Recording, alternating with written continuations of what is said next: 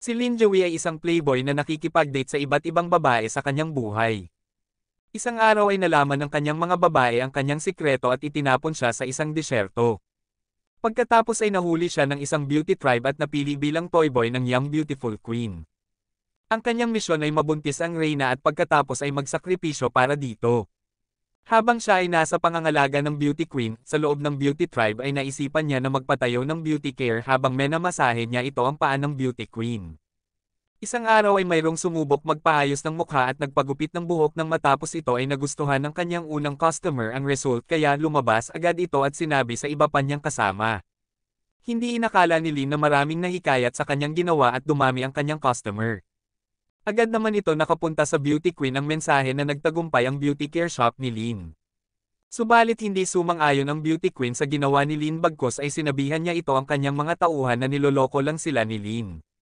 Kinagabihan ay hinintay ni Lin ang reyna sa hapagkainan upang makipagbalik loob sa reyna dahil maganda ang pakikitungo ng reyna sa kanya.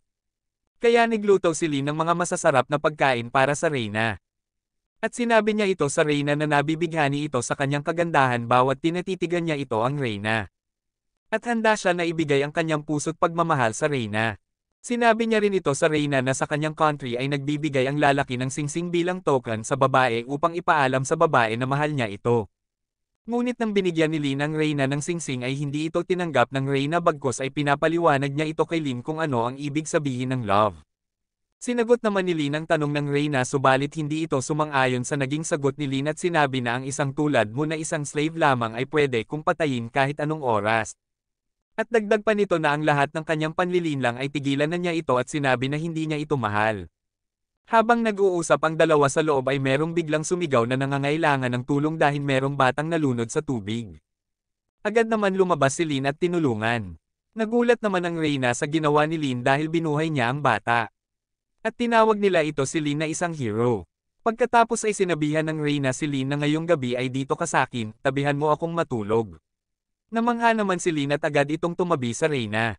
Kinaumagahan ay maraming nakaabang sa kanya upang bigyan siya ng sintas na bulaklak bilang parangal sa kanyang mabuting ginawa.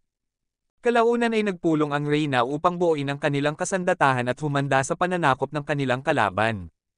Habang sila ay lumalakad upang tingnan ang kanilang kalaban at tigilan ito ay biglang tinambangan. Mabuti naman at hindi napahamak ang reyna kasama si Lin subalit maraming mga tauhan niya ay nawala. Nagpalipos muna sila sa ligtas na lugar kasama si Lin bago bumalik sa kanyang tribo. Habang nagpalipis sila ng gabi ay napakwento ang reyna tungkol sa mga nangyayari sa kanyang buhay noon. Napangiti naman si Lin sa mga magandang pangyayari na kinukwento ng reyna. Nang biglang lumabas ang alitaptap sa harapan ng reyna at dinakip niya ito. Agad naman kumuha si Lin ng lobo at binitawan ito. Sabay naman tumawa ang dalawa. Hanggang sa nagtitigan sila at naghalikan. At dito na ginawa ni Lin ang kanyang misyon na araruin ang reyna upang mabuntis. Kinaumagahan ay pinalaya si Lin ng reyna sa kanyang tribo dahil tumangka itong tumakas. Subalit nang umalis si Lin ay inatake ang tribo ng kagandahan ng isa pang ganid na tribo at lahat ng mga kababaihan ay nahuli. Gayunpaman nang nalaman ni Lin na inatake ang beauty tribe ay agad itong bumalik upang tumulong. Nakipag-challenge siya sa pinuno ng kalaban at tinalo ito.